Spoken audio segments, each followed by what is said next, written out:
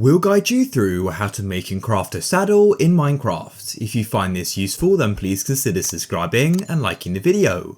So to go and do this, we are going to go and need a data pack. So what you need to do is go and close off the world. Go and search for Minecraft Saddle Data Pack or go to the link in the description and you'll be here.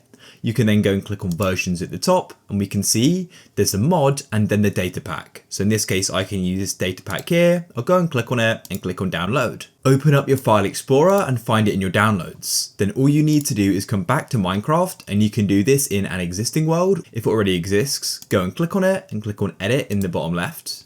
Click on open world folder and then you can come into the data packs folder just at the top here.